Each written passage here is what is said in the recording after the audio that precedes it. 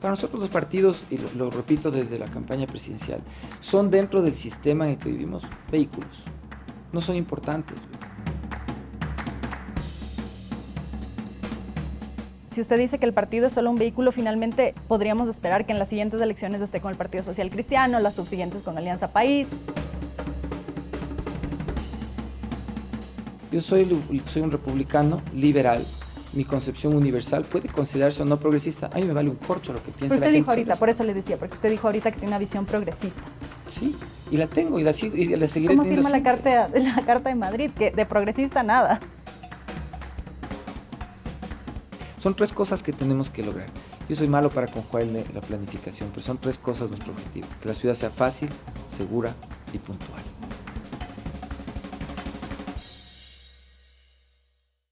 Hola, hoy estamos con Pedro Freile, candidato a la alcaldía de Quito por la alianza UIO, Partido Socialista y Suma. Pedro, bienvenido, un gusto tenerle aquí nuevamente. María Sol, muchísimas gracias por esta invitación.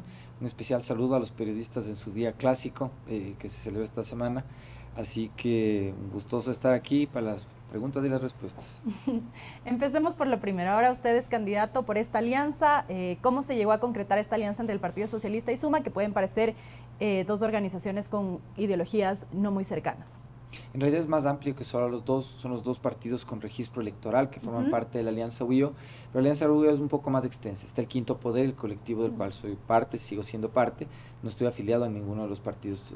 Está otro partido que se llama Acción Democrática Ecuatoriana, la lista 71, tiene un conflicto interno entre adherentes, por lo cual no puede estar en el número de registro, pero es parte activa de la alianza con candidatos y demás. Suma y el Partido Socialista son consecuencia de un largo proceso que empezó hace más de un año hablando con todos los partidos en el establecimiento político en busca de una propuesta de reconciliación. Le escuché una entrevista que decía que después de haber quedado en el quinto lugar en las presidenciales, todos le estaban buscando para incluirle en sus candidaturas pensando ya de cara a las seccionales. Nos estaban buscando para las seccionales, nos estaban buscando para la organización interna de los partidos también. Lo cual nos hizo reflexionar sobre la posibilidad real de pensar un nuevo momento en la política. Sentimos además que después de estas elecciones es un momento en el cual parte del ejercicio de mejorar la calidad de la política implica lograr una fusión de partidos. Es la primera vez que lo digo, de hecho, públicamente. ¿Qué significa? Pero esto es lo que sigue en el proceso. ¿Qué significa en la práctica? Romper la lógica cristalizada de verdades absolutas de las ideologías y empezar a trabajar en asuntos programáticos más efectivos. Dejar de lado los odios que hacen que solo vivan de eso los políticos que están al frente de los odios que cada uno tiene. Las broncas personales, digamos. Okay. Las personales y las que parecen diferencias de fondo, pero que en realidad solo son de discurso, sirven solo para auspiciar a las personas políticas y construir otro tipo de partidos políticos a partir de alianzas que sean más perdurables. Entonces, en ese sentido, nuestro ejercicio, siempre provocativo desde lo liberal, desde lo republicano, desde lo progresista, busca una visión universal en donde no se denosten las posiciones, sino en donde se respeten y se vuelvan complementarias con otros.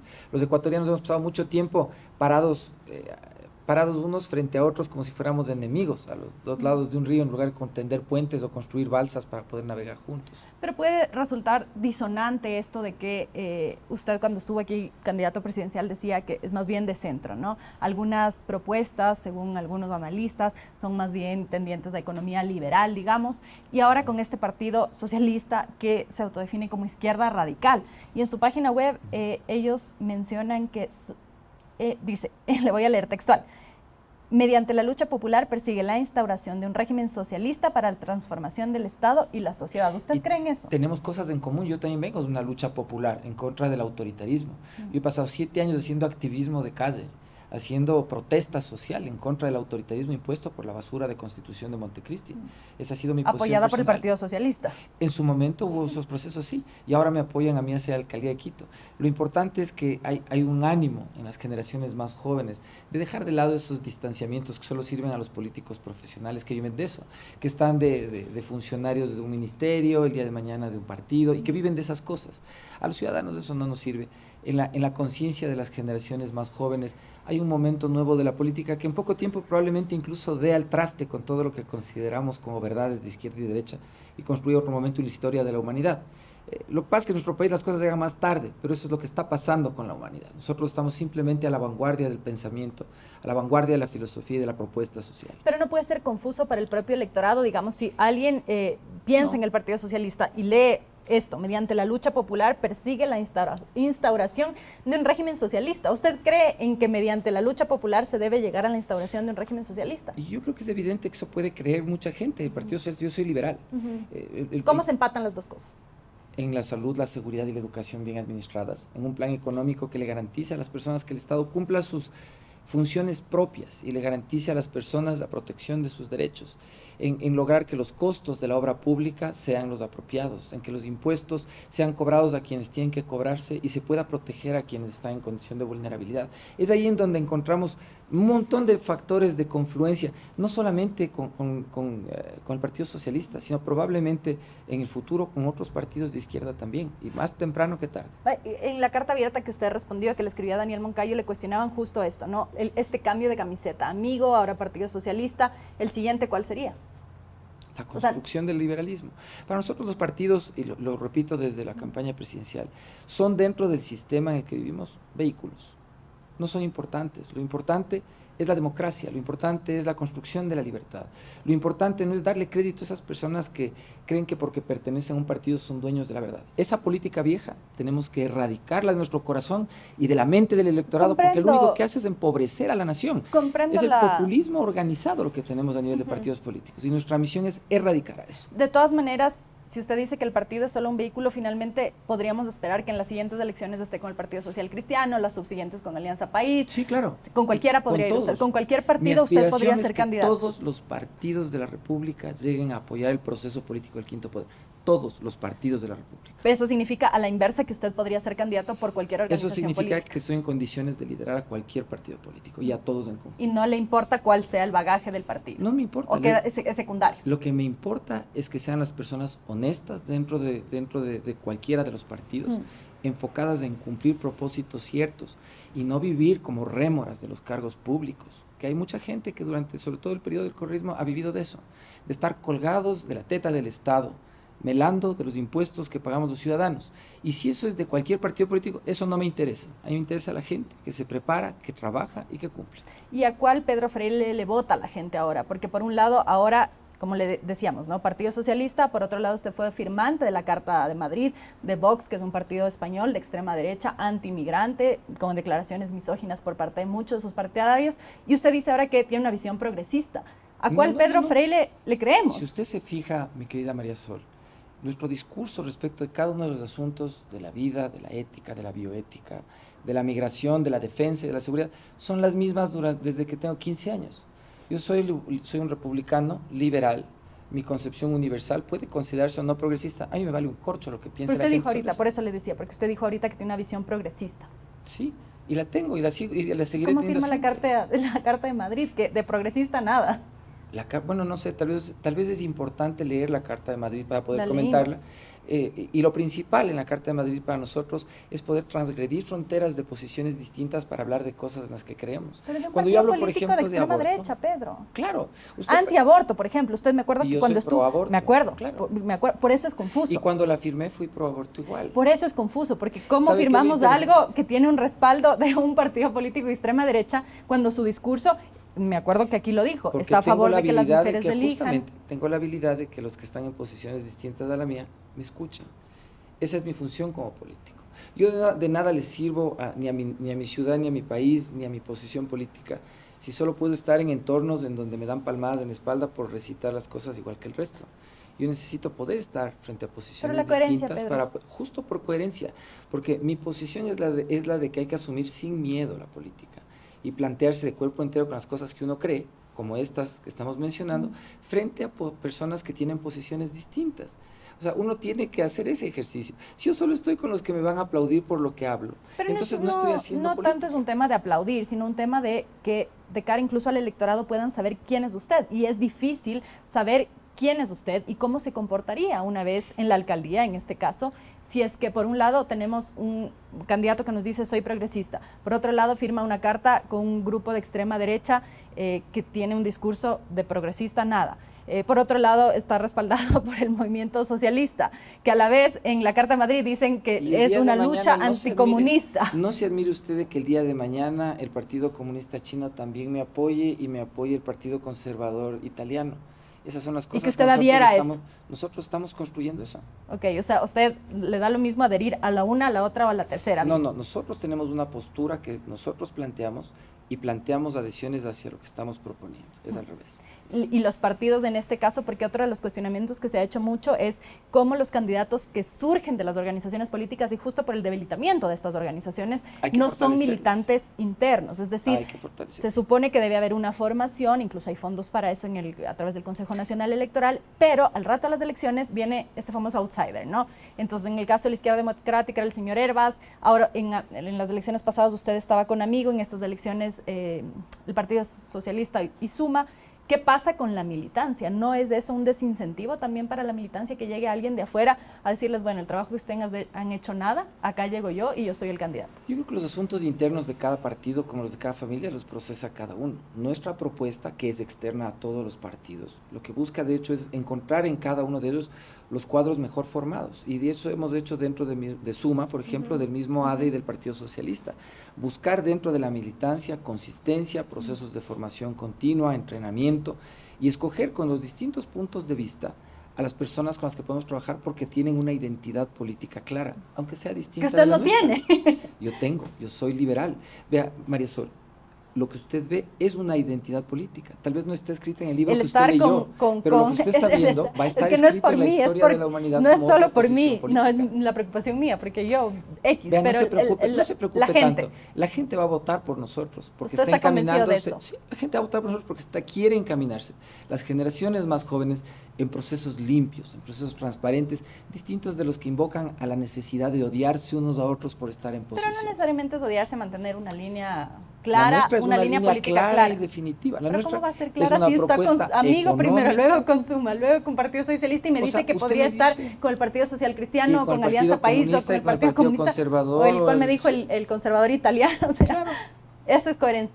Sí, si usted lee en qué consisten nuestras propuestas, abre su corazón y su mente un poco y lee un poco lo que estamos haciendo, usted va a entender que es una línea perfecta de discurso político, que además le va a romper el sistema a la política caduca. Ahora vamos a ir a hablar de sus propuestas. No quiero dejar de preguntarle sobre una declaración que hizo Jessica Jaramillo, ha hecho en algunos medios, también la hizo acá cuando la entrevistamos, que dijo que había recibido presiones por parte de una ministra, por lo que ella decía se infería que era la ex ministra Romo, para que decline su candidatura en favor de usted. ¿Cuál es su relación con la ex ministra Romo, con Ruptura, o conoce usted estas llamadas que le presionaban a ella para declinar su candidatura en favor de usted, para que ella sea parte de su lista? La verdad no tengo idea de lo que me está hablando. No le suena. No tengo la menor idea de lo que me está hablando.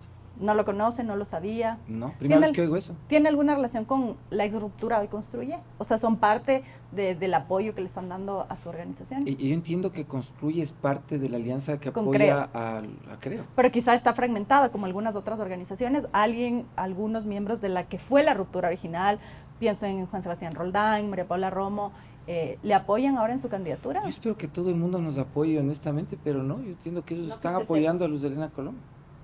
Pedro, hablemos un poco de sus propuestas. En 2022, los 7 centros de equidad y justicia del Distrito Metropolitano de Quito recibieron 13.114 personas víctimas de violencia. La violencia contra las mujeres es creciente, los números de femicidios van en aumento, y una competencia del municipio de Quito sí es la prevención de la violencia. ¿Tiene alguna propuesta concreta para trabajar en esta prevención, específicamente en contra de la violencia hacia las mujeres? Bueno, desde lo táctico obviamente hemos acogido algunas ideas que se han propuesto en foros específicamente de mujeres respecto de, por ejemplo, generar espacios confinados o separados para mujeres en la movilidad pública. Hemos considerado, estamos estudiando cómo pueden funcionar. Sabemos que en algunas ciudades sí funcionan, en otras no funcionan. ¿Qué serían estos espacios? Estamos estudiando, por ejemplo, el tema del carro rosado en el metro, de tener transporte específico. Están bajo estudio. No tenemos certeza de cómo funcionan específicamente. Como digo, hay sitios donde es bueno, sitios donde no funciona tan bien. Pero lo principal en materia de prevención va a ser lograr atender una buena economía para evitar las condiciones de violencia que se han vuelto endógenas, patológicas de nuestra ciudad. Y al mismo tiempo dotarle al sistema, de lo que nosotros llamamos un sistema de salud social. Nosotros el tema de seguridad y violencia están asociados a la inclusión y al medio ambiente también. ¿En qué sentido? en todos los sentidos. Después de la pandemia hemos aprendido que todas las cosas están más interrelacionadas de lo que pensamos y que al final de cuentas, el tratar los temas por especialidad separada en lo administrativo, lo único que hace es generar espacio para sueldos de burócratas especializados, que cada y cual esta tiene chequera visión independiente. como transversal, ¿cómo funciona? Es One Health. Lo que tratamos es sí, no inventarnos nada, o sea, hacer funcionar el concepto de que la salud es un asunto animal, humano, planetario, humano y animal, como le quiera decir, pero es una sola cosa. Entonces, lo que tratamos es de poder llegar al territorio con personas que puedan asistir a las víctimas de manera temprana, antes de que sean víctimas. La habilitación de las personas sucede cuando tenemos capacidad de poder anticipar los cuadros de violencia, que son centenas de miles. De hecho, justo es la prevención la competencia del municipio en ese caso. Exactamente. Entonces, hacernos de recursos, segundo, poner personal suficiente, dar asistencia a las personas que están en condición de riesgo para convertirse en víctimas y asistencia directa a las víctimas. En esto, lamentablemente, a nivel de crédito adicional sobre los presupuestos que tiene el municipio se puede hacer poco porque la capacidad de endeudamiento es corta, pero el presupuesto para el siguiente año sin duda va a ser más grande, casi el doble en materia de salud y en materia de seguridad, van a ser cerca de 20 millones de dólares que vamos a reorientar en el concepto de salud social para poder ocupar los espacios públicos de manera directa con profesionales que puedan hacer asistencia efectiva. Eso le toca al municipio, no hay nada que hacer ahí. Claro, claro. Y también, ahora que menciona la salud, me parece que es importante mencionar los planes o los programas. No vi en su propuesta, no sé si se me pasó, un plan concreto de salud mental, sobre todo si consideramos los índices de suicidios en niños, jóvenes y adolescentes. En 2022, según un informe de Naciones Unidas, fueron 178 suicidios de niños, niñas y adolescentes hasta 19 años. Son números bárbaros y ya sabemos que después de la pandemia los problemas de salud mental se han disparado. ¿Hay alguna propuesta concreta con respecto a la salud mental? Sí, va de la mano igual con el tema de la cohesión social en el uso de los espacios públicos. Necesitamos nosotros poder dar no solamente iluminación a los parques, a las casas Somos, a las casas de salud implementadas por el municipio, sino hacer presencia continua con actividades dirigidas, actividades que nos permitan al mismo tiempo ir levantando el perfil situacional de las personas y dar asistencia temprana. Hay gente que me dice, de gana nos metimos en camisa 11 varas porque esos temas de salud más bien deberías devolver al gobierno central. No. Los recursos están ahí, la infraestructura está ahí y el personal inclusive. Dentro del municipio hay gente con capacidades profesionales, al menos a nivel de titulación, que con desde un entrenamiento somero podrían convertirse en interventores directos frente a mujeres, niños, adolescentes, adultos en condición de soledad o abandono también, más allá de todos los 190 y pico de mil almas que además están en condición de calle, que necesitan también asistencia de parte de la ciudad. Pero ¿cómo se implantaría? Concretamente, ¿cómo este proyecto de salud mental se implantaría? En la práctica, ¿cómo lo veríamos? En la práctica depende de cómo lleguemos ahorita primero a hacer primero el cambio administrativo para la implementación. Hay que comprender 4 cosas importantes. Hacer mejor o poner a funcionar un proyecto cualquiera en el municipio sin hacer el cambio administrativo que nos garantice los recursos para generar una fuerza humana de atención, a lo que llamamos nosotros salud social, no es algo que se puede hacer. ¿Pero a qué nos referimos con cambio administrativo, perdón? A tener menos secretarías, en poder reorganizar los presupuestos, poder empoderar a los profesionales que en lo primero tienen que definir como política pública lo que va a ser realmente la inclusión dentro del territorio. Y para eso no podemos trabajar solos, por más poderes ejecutivos que tenga el alcalde. Se necesita hablar con las otras fuerzas políticas, se necesita tomar lo que puedan tener los otros programas de gobiernos que puedan complementar a los demás, para evitar la lógica de se enfrentan tus ideas contra las que yo quería hacer y nos quedamos Pero quietos. para que quede claro, lo primero entonces que habría que hacer es un cambio administrativo. ¿Eso pasa por qué? El cambio administrativo, reformas internas. Cambio administrativo a nivel de secretarías es una decisión exclusiva del alcalde, felizmente. Claro.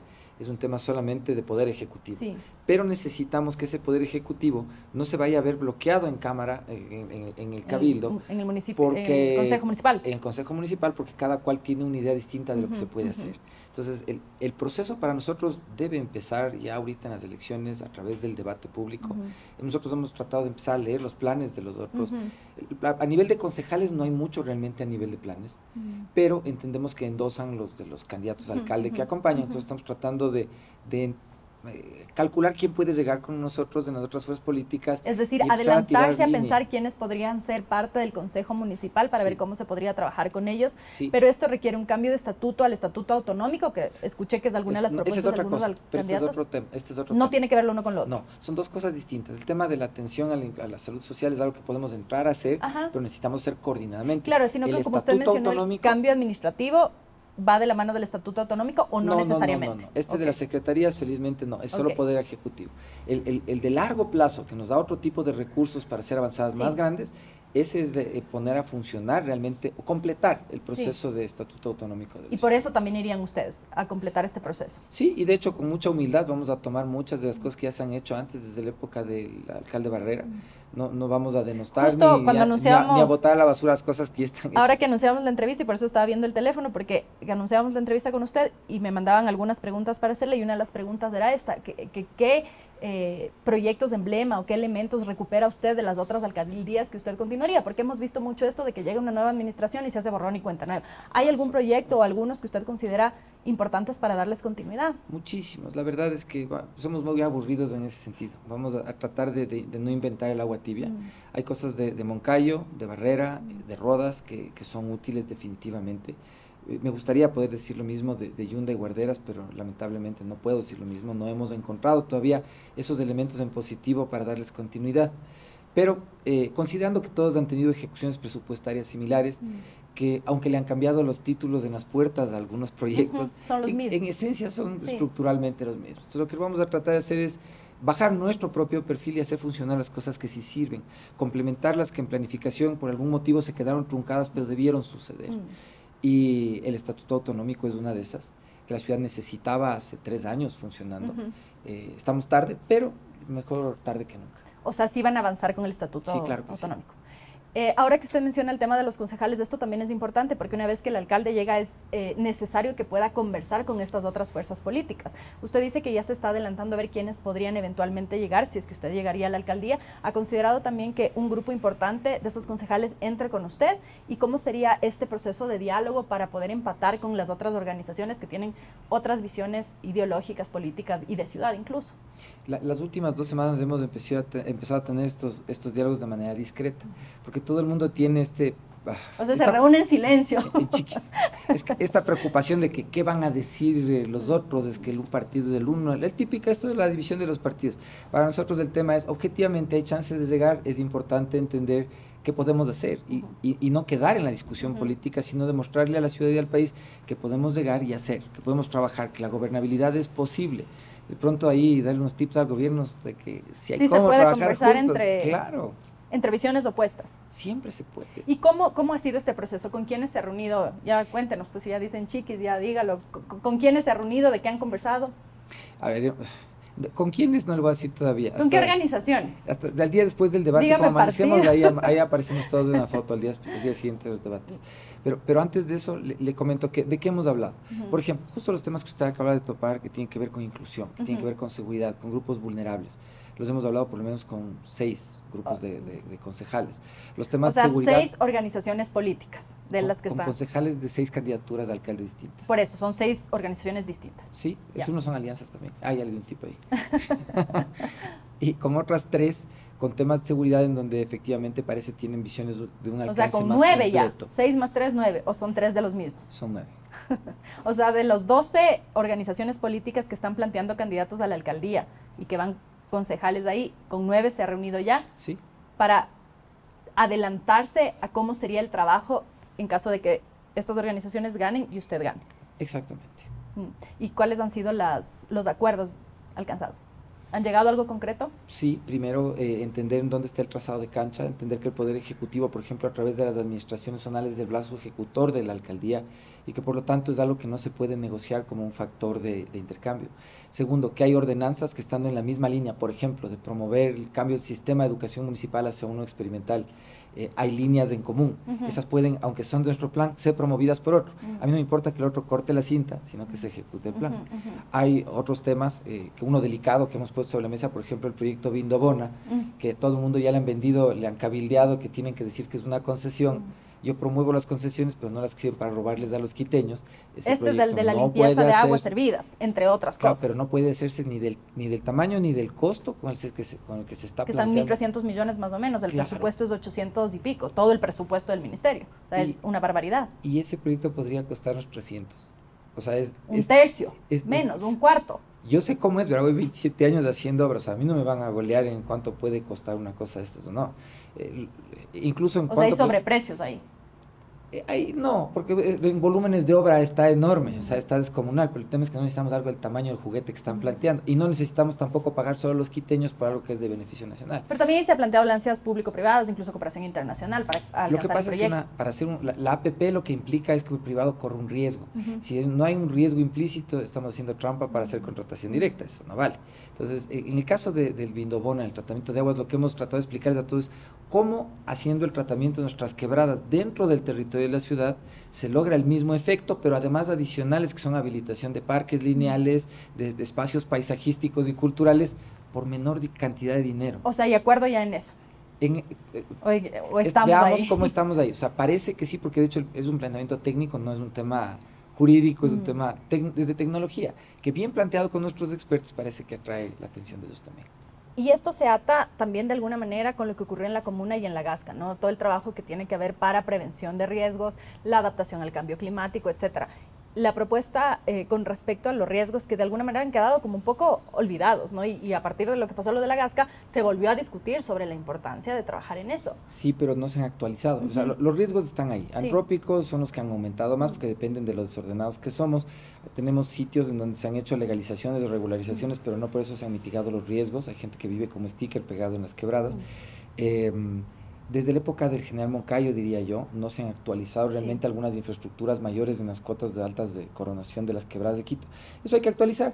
Eso es obra por la que nadie le aplaude al alcalde, pero que hay que hacer. Es necesario actualizar los planes de contingencia, pero todo está dentro de una lógica técnica en donde el actualizar, construir y reconstruir son las tres cosas que hay que hacer.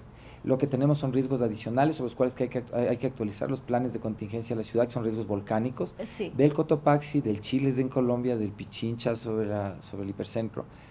Pero son cosas que hay que hacer nada más. Y proyectos de aseguramiento, porque una de las observaciones que les he escuchado a algunos expertos en riesgo es sobre planes de aseguramientos que deberían ser medio subsidiados, ¿no? Una parte que pague el gobierno local en este caso, y otra parte los dueños de las viviendas, estas que están en mayor riesgo, porque si no pasa lo que pasaba en la Gasca. Una vez que ocurre lo que ocurrió, no hay ninguna vivienda asegurada y es muchísimo más grave y muchísimo más costosa la respuesta. Sí, esa es una posibilidad cierta, es una manera de afrontar el asunto, pero pasa también por definir quiénes no pueden vivir en donde están viviendo, por más que tengan escrituras o sean urbanizaciones inclusive. O sea, desalojar en esos casos. Relocalizar, decimos nosotros. De hecho, la relocalización de gente también es una parte, una salida económica durante el año de recesión, porque implica generación de obra pública, la generación de construcción de vivienda, de limpieza de las quebradas de donde salen estas personas. Hay un tema económico interesante, positivo para la ciudad, pero al mismo tiempo uno de seguridad sobre la vida humana, que es lo principal. Y en ese sentido, el trabajo sobre la gestión de riesgos tiene que empezar desde dónde, porque uno de los cuestionamientos que se ha hecho es justo este tema de que se van a botar basura a las quebradas y no hay tampoco esta visión de ciudad que en otras ciudades sí hay, de incluso hacer parques de alrededor, el tema de la tala, por ejemplo, toda esta visión, ¿por dónde empezaría? Porque algunos candidatos dicen lo que usted dice, ¿no? Hay que empezar el cambio administrativo, etcétera, que suena como muy largo antes de dar la solución. ¿Las soluciones más inmediatas llegarían pronto o cómo sería el proceso para dar respuesta? Nuestra administración se va a caracterizar por dos niveles de gestión, las victorias rápidas y las obras para la prosperidad. Todo esto administrativo, que en realidad depende de actos administrativos de la alcaldía que nosotros ya tenemos escritos. Básicamente o sea, usted también va a decir cómo eran los 200 primeros minutos, los 200 primeros decretos de los problemas resueltos, cómo es la respuesta de inmediatez, es decir, tenemos listo el decreto y solo firmamos del rato que llegamos, ¿cómo funciona? Yo prefiero no ahorcarme con mi propia lengua. Lo que le digo es que sí venimos estudiando muy bien cómo son los procesos administrativos para que eso sea rápido, porque el reorganizar, por ejemplo, esto también es un tema de salud social. Sí. Las quebradas, vistas de nuestra perspectiva, de los 27 años que tengo experiencia en estos temas, se compactan y funcionan mejor si hay recursos. Entonces, por eso el cambio de esas tres secretarías en una sola nos permite asumir medidas inmediatas. ¿Cuáles? Inclusión, salud y medio ambiente. ¿Con qué lógica? ¿Cuál es el paraguas que las cobija las tres? Salud. Después de la pandemia, y sobre esto ya hay mucho escrito a nivel urbanístico y jurídico, a nivel internacional también, la salud es el centro de todo, pero lo ambiental no puede estar desconectado. Nuestra posición política respecto a la no minería en Quito, a pesar de que yo he sido incluso abogado minero, proviene de haber entendido en la pandemia claramente que la visión con la que hay que enfrentar estas cosas es ahora diferente. O sea, el profesional perfecto para ese cuadro debería ser un médico, salubrista, biólogo, geólogo, una cosa así más o menos.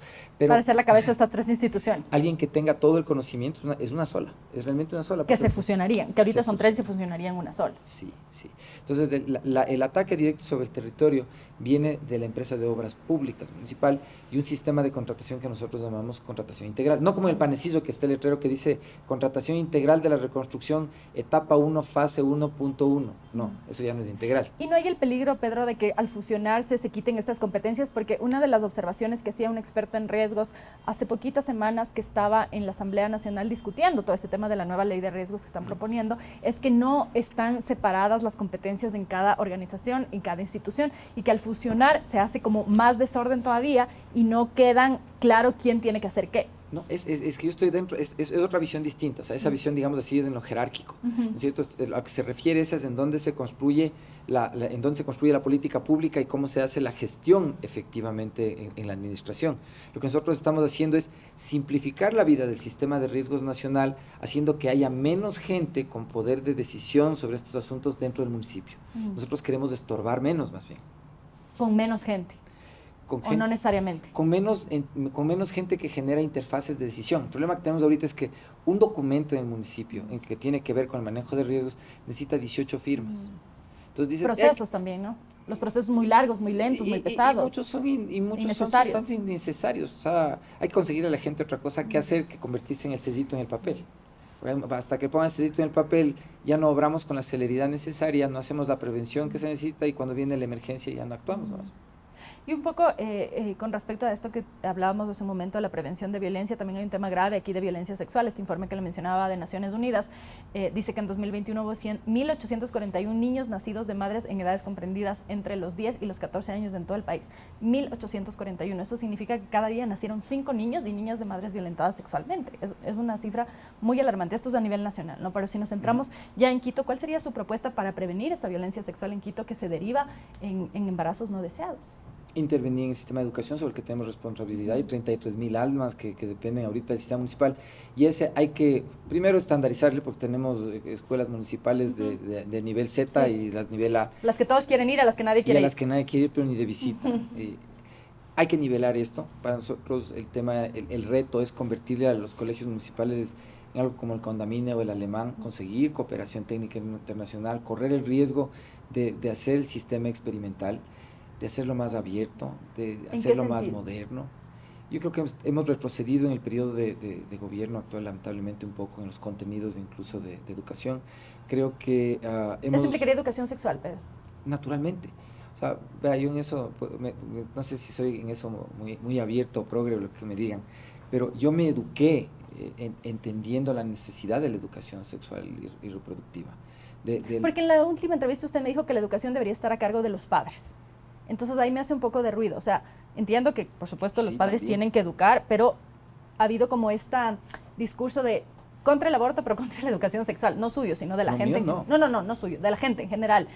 Cuando se discute este tema del aborto es como, no pueden abortar, pero tampoco queremos que a nuestros hijos les enseñen educación sexual adaptada, por supuesto, a la edad de cada niño. En su visión, esta educación sexual tendría que estar obligatoriamente incorporada. Tiene que estar incorporada y los papás tenemos que tener la capacidad de esa educación y si no tenemos, el Estado tiene que entrenarnos para poder hablar con nuestros hijos y cumplir la función de papás. Tremendo trabajo que va a tener ahí a los papás que no quieren ni enterarse de eso. ¿Cómo funcionaría este programa que me parece interesante de integrarlos? Es cohesión social. Claro. Cuando tú habilitas un espacio para que se encuentren los vecinos, haces del comité de seguridad, organizas la fiesta, ahí hay que hablar de las cosas.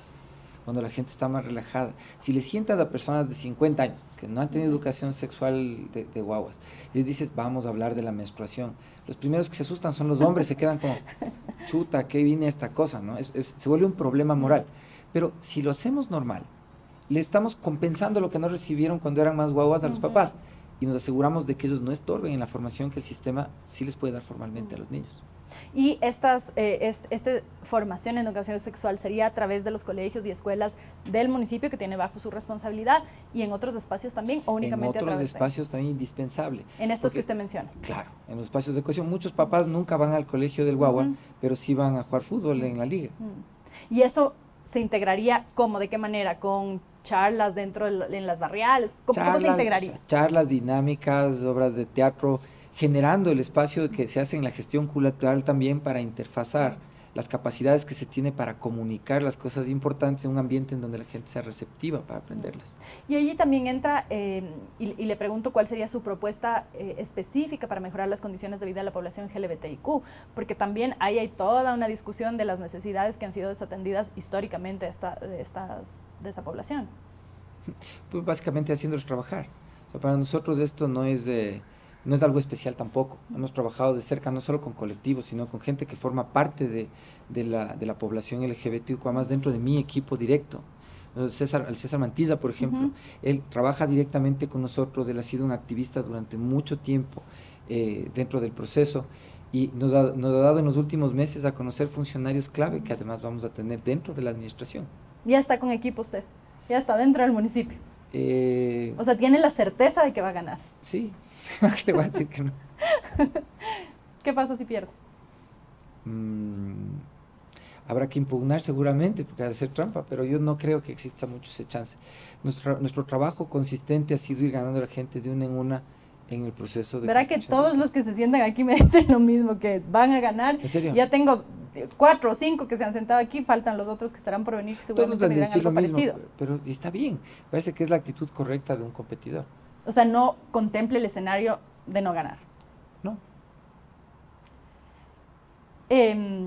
Sobre la población LGBTI, entonces usted dice generar empleo específico con un enfoque específico para esta población, porque en una de las cartas abiertas que publicamos, esta estaba dirigida al candidato Páez, pero las preguntas que hacía podrían ser válidas para cualquier candidato, que es la visión de las necesidades, por ejemplo, de la gente que está de la población LGBTIQ+, en situación de prostitución en el centro histórico. La necesidad no es la misma que gente que exige, por ejemplo, participación política desde las diversidades sexuales. ¿Cómo responder a toda esta diversidad? Las mujeres trans, de hecho, son en el ámbito de la prostitución las más vejadas, sí, las más infrahumanizadas desde cualquier punto de vista y esclavizadas, con menores ingresos, más exposición a enfermedades, a violencia física, además de parte de los clientes y no clientes. O sea, tienen realmente un cuadro que es mucho más complicado, en el cual la propuesta de inserción económica es la base. Gente que por voluntad propia puede hacer actividad. De hecho, hay gente que si tú hablas con las mujeres que están ejerciendo el trabajo sexual en la calle, te dicen esto genera mejor plata que lo que cualquier cosa que usted me pueda ofrecer. Entonces un trabajo cuesta arriba y difícil, pero que la única manera de compensarlo es con oportunidad laboral. Entonces lo primero, para que esa oportunidad laboral pueda empezar a representar algo, es entrenamiento. El siguiente es formación técnica, el siguiente es formación continua. ¿Pero específicamente dirigida a esta población o a las personas en situación de prostitución? Específicamente dirigida a todas las personas que tienen condiciones de vulnerabilidad primero. O sea, no son solamente las mujeres trans, son las mujeres que ejercen la prostitución, son adultos mayores que necesitan todavía trabajar, son todos los que están más débiles. Es ahí en donde están nuestras victorias rápidas, en donde yo me pongo al hombro, sacar adelante el proyecto político, es por ahí. Empieza por ahí. Empieza por ahí, y la inversión que necesita la ciudad no va a venir acá si no mostramos que de verdad somos coherentes en hacer eso bien. Justo en ese sentido, la propuesta concreta sería ¿cuál? En el caso de, porque ha habido desde la época de Paco Moncayo, incluso probablemente antes, esta discusión sobre las trabajadoras sexuales en el centro histórico. ¿Cuál sería su propuesta, sobre todo enfocada en las mujeres trans y la población LGBTIQ que también está ahí? Generar alternativas de trabajo dentro y fuera del municipio. ¿Pero moverles del centro o no necesariamente? Es necesario para nosotros replantear el uso realmente de todo el centro monumental de Quito. Para nosotros es una ciudad universitaria en donde hay institutos de arte, facultades de arquitectura, cines, teatros, galerías. Claro, y necesitamos que sea un entorno muy seguro, porque es el activo turístico principal de la ciudad. Eso implica necesariamente darles opciones de localización a las trabajadoras sexuales. No sé si el proyecto de la cantera, creo que le decían, de la época del general Moncayo, es óptimo porque les descolocaba del mercado objetivo que ellas buscaban. Y se abrió un frente político muy duro también en ese sentido. Yo a eso no le tengo susto. Creo que a veces parte de hacer buena política es abrirse frentes, pero hay que buscar una solución que en lo logístico no genere menos conflictividad y tenga un resultado económico que nosotros aspiramos sea poder migrar un poco de esa gente a otras actividades. ¿Se ha reunido con ellas? ¿Ha recibido sus demandas? Sí, nos hemos reunido con ellas, de hecho, continuamente, porque identificamos que hay distintos grupos de interés dentro de estos colectivos. No es lo mismo. Porque no todo el mundo quiere dejar, además, necesariamente de ejercer el trabajo sexual. Hay gente que no va a dejar, así claro y duro. Es un trabajo para ellos y es un trabajo que además ejercen con el ánimo de hacerlo como una profesión. Entonces eso también hay que respetar. O sea, no es cuestión de que te voy a cambiar porque los periodistas le caen mal a alguien, ahora ya no puede ser. No, pues tienes que hacer lo que quieres. No va a tomar la palabra, no vaya a ser alcalde y luego nos quiera poner las restricciones que algunos nos ponen, que manden las preguntas y no sé qué. No, tú ves cómo soy como político. Yo más bien prefiero las cosas como son, de cuerpo entero, sin preguntas adelantadas, a riesgo de lo que sea. Creo que es parte de hacer que la política sea sana también, ¿no? En ese sentido, entonces, finalmente no hay una decisión concreta todavía si se va a movilizar a esta población que está en el centro histórico o sí, y buscar otra alternativa. Sí se va a movilizar, pero tienen que ser alternativas viables económicamente que les garanticen a ellas que salen adelante con sus vidas, no que se ven truncadas con ellas. Y otro tema que tiene que ver con el centro histórico, pero no solamente con el centro histórico, que es este desalojo al comercio informal. Hemos visto imágenes muy feas de agentes metropolitanos arranchando las cosas que vende la gente, las flores. Pasó aquí cerca en la Portugal también, en espacios que según el municipio no están autorizados para vender, pero es gente que necesita pues trabajar porque vive del día a día. ¿Cómo va a ser el manejo? ¿Cuál es la propuesta concreta para garantizar que estas personas puedan trabajar? Porque además es su única forma de trabajo, ¿no? Calendario romano, ese es el método. ¿Cómo vamos a ver con el calendario romano? Para nosotros no existe nadie más formal que un comerciante. Llamarle a una persona que busca ganarse la vida vendiendo algo para lo que se endeudó previamente, a veces hasta con un chulquero, decirle informal es equivocado. Un acto de comercio es un acto de formalidad. Entonces al comerciante lo que hay que hacer es hacerle la vida más fácil. Pero como el nivel educativo de todos no es igual, están expuestos a riesgos diferentes. Y el cuerpo de control del espacio público municipal en realidad no está ahí para desalojar personas, está ahí para conducir las condiciones de seguridad del comercio. Esto implica que el municipio salga a asesorar. No es como ahorita están haciendo también que les pitan y les dicen todos los betuneros me vienen a tal hora a hacer un curso. No, hay que salir a acompañarles en el uso del espacio público, en la venta de los servicios, el manejo de alimentos, los que venden alimentos, y poco a poco conducirles a espacios permanentes. El convertirles en regulares, en que tengan una licencia, una LUAE, lo que sea, como que vayamos a llamar a los permisos, es una cosa a la que hay que conducirle a la gente, entendiendo que el que esté en la calle está ahí por una condición de insuficiencia educativa y económica. Muy pocos lo hacen por vocación, que dicen, ok, ya me gradué de la universidad y me voy a ir a vender flores en el Cumandá. No. Porque además la mayoría de gente es gente empobrecida y en situaciones de mucha vulnerabilidad. Y hay que ayudarles. Para nosotros, organizar el comercio, de hecho, es un factor determinante de que la industria que proponemos, que es la hospitalidad, pueda funcionar bien. Porque si los comerciantes pueden ejercer el comercio de manera segura, acompañados del municipio, estamos generando condiciones para que haya mejor economía. ¿Y cómo van a funcionar esos traslados? ¿Serían en espacios específicos? Porque en algún momento se propuso trasladarlos a mercados que también tienen espacios controlados por mafias, ¿no? Algunos mercados están controlados por mafias que además no les permiten vender, porque si ya se vende esto, entonces no se puede vender esto de acá. ¿Cómo sería ese traslado? ¿A qué zonas? Cuestionamientos también sobre BBBs, ¿no? En el centro, que se movieron a todos los comerciantes que estaban en el centro, se los movieron acá y muchos dicen acá ya la gente no viene porque el chiste es vender mientras la gente va caminando. Entonces, ¿cómo sería habilitar espacios en zonas caminables? ¿Cómo funcionaría eso? Hay distintas estrategias, o sea, no es una sola, no es un solo modelo de feria ni de mercado. Quito es una ciudad que históricamente está en los archivos de la ciudad, se ha desarrollado con los comercios en la calle. Eso de asentarnos en el filo de la vereda y poner las cobijas en el piso y encima las frutas, es una costumbre histórica. O sea, nosotros tenemos eso arraigado inconscientemente, es parte de nuestra cultura. Entonces, si es parte de nuestra cultura, tal vez ahí es el momento de empezar a buscar cómo explotamos una cosa que nos sale natural. Eso es un factor no solo folclórico, sino cultural que podemos ver cómo atender. Hay espacios en los cuales sí se les puede volver permanentes, pero hay ferias que pueden ser itinerantes y si están organizadas le permiten primero generar expectativa de comercio a los sitios que van a recibir la feria, a los comerciantes abastecerse de buena manera, al municipio, ayudarles a entrenarse para hacer esto de manera más presentable y casi que convertir el comercio en la calle con impulsos esporádicos de ferias y sitios más permanentes en un atractivo turístico. Ya vamos terminando, se nos quedan algunos temas, no quiero dejarle preguntar un par de cosas que nos pregunta la gente que cuando anunciamos su entrevista, y una de esas es qué va a pasar o cómo se va a garantizar la seguridad en las paradas de los metros. o del metro? Oh, el metro. Que hay mucho de qué hablar ahí, pero aquí era como la preocupación principal en el caso de el metro, ¿cómo se va a garantizar la seguridad, sobre todo para las mujeres? Bueno, a ver, en nuestra administración, primero, todas las paradas de movilidad humana son paradas del metro, porque todo el sistema de movilidad de ciudad se llama Sistema Integrado de Movilidad, el SIMQ, que es del metro. Entonces, las paradas primero son intermodales, como paradas intermodales tienen que ser los lugares más seguros de la ciudad. ¿Qué significa que una parada intermodal? Que ahí se pueden tomar un bus. Uno puede bajarse de la bici o del scooter y coger el bus, o bajarse al metro y tomar la góndola, lo que corresponda. Este tipo de infraestructuras, que tampoco son invento, estas cosas funcionan en todas partes del mundo, son los sitios más seguros de la ciudad. Tienes monitores, cámaras inteligentes que van a un centro de monitoreo del municipio, que está conectado con uno de las centrales de emergencias, con el COE, con el 911. Tienes que hacer como ciudad que esto se integre.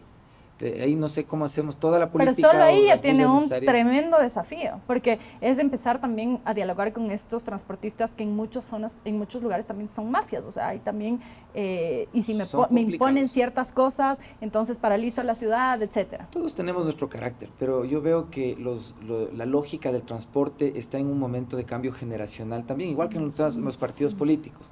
Veo que las nuevas generaciones de los buceros grandes, el que tiene 20, 30 buses no es lo mismo que el que tiene uno y está endeudado para pagar las llantas, pero hay generaciones nuevas de gente que quieren ver un negocio distinto. El problema grande de la movilidad, por la que no es un negocio el hacerlo de una manera que parezca más coherente, es que siendo que el 70% de gente necesita usar bus, los buses solo están disponibles en algo más del 15% del territorio físico del distrito. Y nos llegan a un montón de zonas. ¿Pero por qué nos llegan? Es porque les estamos pagando por pasajero. Entonces se quieren concentrar igual que los vendedores por donde pasa la gente. Pero tú no le dices a un señor gordito al subirse al bus: señor, me paga 3 tickets porque está gordo, o señorita, usted me paga medio ticket porque está flaquita. No haces eso. Necesitas cobrar por pasajero, que es como está establecido. Eso hay que cambiarle para poder cobrar por kilómetro. Esto te permite organizar los subsidios a quienes tiene que subsidiar el transporte, a personas que no son viables económicamente, adultos de tercera edad, funcionarios públicos, qué sé yo. Hay toda una gama de subsidios que puedes organizar de una manera efectiva, haciendo sostenible la adquisición de buses eléctricos en reemplazo de los de diésel, garantizando una tarifa corta. Pero eso es un cambio total en la forma en cómo concebimos el transporte público. Ese es tal vez el principal reto de nuestra administración, al que le llamamos de dos maneras: descarbonización del aire y descarbonización del municipio. Entonces iba justo a eso, ese sería su proyecto emblema, pero le iba a preguntar cuál sería el proyecto que sí o sí quisiera realizar cuando llegue al municipio. El de la movilidad. La descarbonización. Y es la movilidad centrada en cómo hacemos que realmente las personas estén en el centro y no la alimentación del metro. Porque ahora les vas a oír un montón de candidatos que te dicen: el asunto es ponerle alimentadores, como si fuera de alimentar un titán con los hijos de alguien. O sea, no, el tema es cómo haces que la gente tenga transporte suficiente a un costo que sí pueda pagar y sea mejor que tener carro. Sí, y en ese caso también hay que garantizar la seguridad, que no haya acoso, violencia hacia niños y mujeres. Muchos estudiantes dicen: el bus no me para porque como pago medio pasaje, entonces no me para. Y es verdad, no es que dicen, yo he visto eso, me he llevado a ver cómo pasa y sucede de verdad. Son 3 cosas que tenemos que lograr. Yo soy malo para conjugar la planificación, pero son 3 cosas nuestro objetivo: que la ciudad sea fácil, segura y puntual. Esas 3 cosas, si aspiramos a esas 3 cosas y nos organizamos para mejorar esos factores, yo creo que en la primera administración nuestra vamos a poder ver cambios. ¿Ya está pensando en la segunda? Sí, naturalmente. Ahorita está pensando en 2 periodos de... Nuestro plan, el plan de gobierno para Quito y la región capital está concebido para 8 años. Cerrando la idea de la movilidad, ¿qué pasaría con las rutas de las bicis? Hablamos con algún otro candidato o candidata sobre las BiciQ que quedaron finalmente arrumadas ahí, que era un proyecto de alguna manera que pretendía incentivar también estos usos alternativos. He visto también que hay estos scooters, cada vez menos, porque no es una ciudad que incentive. Hemos visto los accidentes, gente en bicicleta atropellada, etcétera. ¿Cómo compaginaría esto que usted dice, un gran transporte que funcione bien, que sea público y que desincentive el uso del auto, con estos otros transportes alternativos? El primer paso es la transición administrativa que se requiere para que funcione. Imagínate tú que el servicio de la bici vende la Agencia Metropolitana de Transporte. La agencia, que por concepto regula, tiene la venta del servicio. Ya de entrada dices: alguien hizo malos deberes aquí, pues eso está total desorden. La bicicleta y todo medio liviano, alternativo, independiente de movilidad es básico para que la ciudad sea interesante para las inversiones también. Y para hacer eso, los 71 kilómetros que tenemos concebidos de ciclovías en la ciudad, de los cuales funcionan 20 y poquito, en realidad son insuficientes. Tal vez lo que hay que hacer es reconsiderar los trazados y en el mismo proceso de educación continua de la gente aprender el valor de respetar ese tipo de movilidad. La gente en carro todavía, y me pasa, se ha ido, bueno, a mí me pasa con mi mamá, que igual, perdón que voy a decir eso, pero es de, estos de las bicicletas, ¿no? Estos de las bicicletas. Pero al final de cuentas, si la ciudad funcionara mejor, habría mucha más gente usando bici, subiéndose en el bus, que luchando por endeudarse toda la vida en un carro. Y es un tema de salud también, ¿no? Porque el bicicleta permite hacer el ejercicio, reducir... Es salud, es seguridad, es inclusión. O sea, la bicicleta realmente es un cambio de mentalidad humana. Las ciudades que se mueven más en bicicleta están ya más sanas. Terminando ya, Pedro, siempre les pregunto, y le pregunté a usted la última vez que vino, sobre el error que les ha dejado un aprendizaje. ¿Cuál es el error que usted considera que ha sido como que ha marcado su carrera política y que le deja un aprendizaje hoy? Chuta, es que son un montón. Uno que prefiera. Tal vez ser demasiado condescendiente con mis competidores. ¿En qué sentido? En ser condescendiente. ¿Pero cómo? ¿Cómo se trasluce eso? En que a ratos, donde me dicen tienes que atacar, yo prefiero razonar, prefiero usar el mate y no el bate. Prefiero irme por el lado del construir el consenso que deben ser en la diatriba, que soy bueno para la pelea, pero creo que no le sirve al país de nada. Hay momentos en donde tal vez pude haber sido un poco más fuerte, momentos en donde en la campaña presidencial, por ejemplo, sí debía haber aceptado apoyos económicos y sí pulsar para hacer más que el experimento de quitarle el partido político a los políticos. Y esos errores pienso corregir esta vez. De esta quedarán errores seguramente. Le preguntaré en lo siguiente. ¿Quién financió su campaña? Nosotros mismos, yo, los candidatos a concejales, mis compañeros del Quinto Poder. ¿Cuánto cuesta una campaña? ¿Cuánto le cuesta a usted hacer esta campaña para la alcaldía de Quito? La verdad es que no mucho, o sea, suena poco glamuroso, pero para nosotros son 10 meses de estar en el territorio, saliendo, comiendo, paseando, estando en contacto con la gente. Por ahí intentamos, en algún momento alguien me dijo, hagamos eventos, recaudemos fondos, pero la verdad es que no. ¿No ha hecho eventos de recaudación de fondos? No, ninguno, y no vamos a hacer eventos de recaudación de fondos. ¿Pero cuánto cuesta?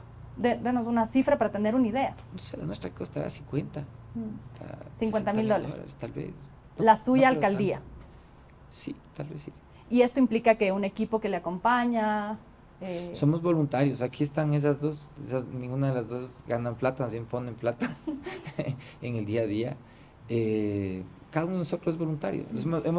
Y creo que tenemos que tratar de mantener la lógica del Quinto Poder, es lo responsable. Sí vamos a usar esta vez gasto electoral. Justo esa era mi siguiente pregunta. Que era eso sí. Que la otra vez no usar. La otra vez no sé porque dependía exclusivamente de mi decisión personal y claro, esa fue la que tomé. En esta ocasión los partidos han dicho, a ver, ¿quieres ganar en serio? No puedes votar esto. Lo que vamos a hacer, eso sí, es un ejercicio diferente respecto de lo que va a hacer, por ejemplo, medios comunitarios. Vamos a licitar los recursos, no vamos a escogerlos, sino que vamos a ver en dónde pueden participar y tratar de hacer un poco abierto el asunto. Esto de licitar significaría entonces que recibir propuestas de los medios en los que quieran recibir su pauta y usted decidir cuál es el mejor y ahí pautar, ¿o cómo Nosotros funciona? Tenemos nuestras propias metas electorales en públicos objetivos que durante estos 10 meses hemos estudiado. Conocemos nuestros segmentos. Entonces lo que vamos a hacer es, quiero radio que pueda entrar en este segmento.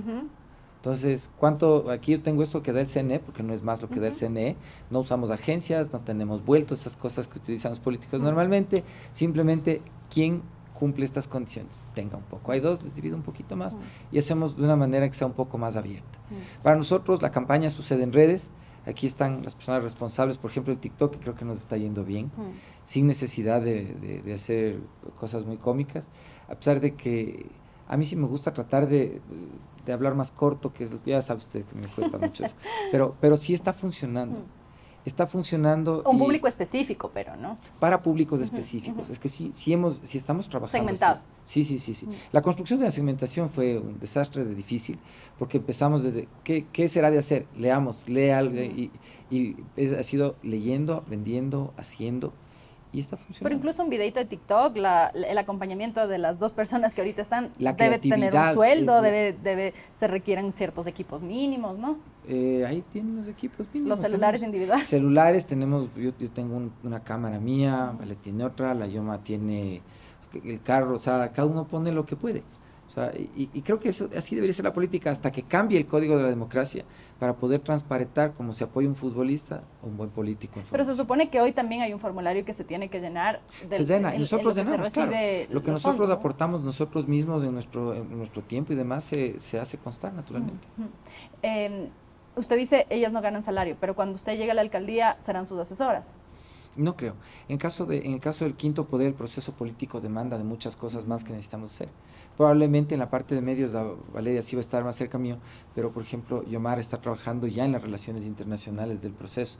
Entonces ella seguramente se va a dedicar a esa parte, que es en el largo plazo, en la parte de la política nacional. ¿Ha pensado, Pedro, y con esto ya voy cerrando, quién será su equipo? ¿Tiene nombres? Sí, bastantes. Cuéntenos.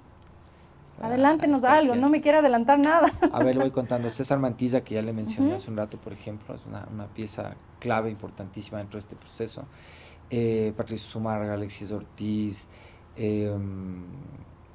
Pablo Espinel. Hay mucha gente. Que me ha dicho 4 hombres, con usted va 5.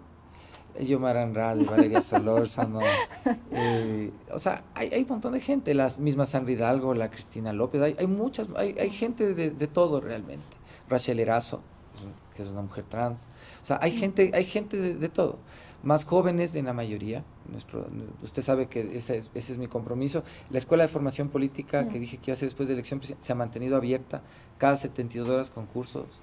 Desde que terminó la elección, mantenido activa mi ¿Tiene interés, Pedro, en que hay equipos diversos? Porque aquí estuvo Luz Helena Coloma y dijo que cuando se reunieron en esta voluntad de hacer una alianza, ella sintió que no había un interés por parte de los que representaban la tendencia, usted, el señor Páez, el señor Alarcón, en que una mujer estuviera al frente. No, yo no me reuní con ellos, yo nunca fui a esas reuniones, yo por si acaso. Yo nunca asistí. Pero usted se reunió con Luz Helena. Con ella directamente sí. Y de hecho le he invitado a Luz Helena a formar parte del gobierno. Claro que lo hice. Si es que usted gana, ella podría ser parte de su gobierno. Sí, claro que sí. Creo que con eso estamos por esta vez, Pedro. Ha sido un gusto tenerle nuevamente pero no solo aquí. Ella sabe que la señora Jaramillo tiene cosas muy interesantes también. La señora Maldonado también tiene cosas muy interesantes. Y ya les ha dicho que les gustaría que sean parte de su equipo. Sí, he conversado con las 3. O sea, yo con los candidatos creo que 1 o 2 no he conversado. Yo creo que hay apertura. Obviamente hay el celo de que están de candidatos y todo, pero yo creo que va a haber apertura. Yo creo que hay un buen ánimo de servicio entre todos. Y creo que lo responsable es dar el ejemplo de que sí se puede hacer eso. El día de mañana en mi administración sí espero tener a varios de los ex candidatos a alcalde, alcaldesa trabajando con nosotros. O sea, podríamos ver en una administración de Pedro Freile, a Luz Helena Coloma, Luisa Maldonado, Jessica Jaramillo, los 3 nombres que usted ha mencionado, claro que sí, como parte de su equipo. Pavel Muñoz, qué sé yo. Les va a recoger a todos los perdedores de la contienda, porque si usted gana, ellos serán los perdedores, y se unirán a su campaña para mezclar estas visiones, estas propuestas. La contienda electoral termina con un Víctor, pero es un Víctor que tiene una responsabilidad encima y es que la ciudad sea victoriosa. Y para eso se necesita reconciliar. Para eso es necesario trabajar con los que son contendores. ¿Y usted se integraría a un municipio eventual de cualquiera de los que ha mencionado? Claro. ¿Se podría ser un director de qué podría ser? De la alcaldía. El procurador de la alcaldía. O sea, sí trabajaría con ellos si es que le invitan a ser parte del municipio. Un municipio liderado por Pavel Muñoz. O sea, yo sí tengo conocimiento y obviamente mi vocación es el servicio. Yo sí quiero trabajar. Claro, comprendo, pero usted dice, se integran a la mía, pero a la inversa usted sí se integraría a un eventual gobierno de Luisa Maldonado, Pavel Muñoz. Uno tiene que ser abierto para todo, de ida y de vuelta. Pero sí o no. Incoherente, claro. Pues. ¿Y del señor Yunda? Excepto de algunos 2 que usted sabe. O del señor Páez. Verá, que ya estuvo cercano a él en algún momento y ha de conocer si le gusta o no le gusta trabajar con él. Mira, yo le voy a decir algo. Cuando uno no tiene nada bueno que decir sobre otras personas, es preferible decir claramente esto. ¿Qué? El silencio.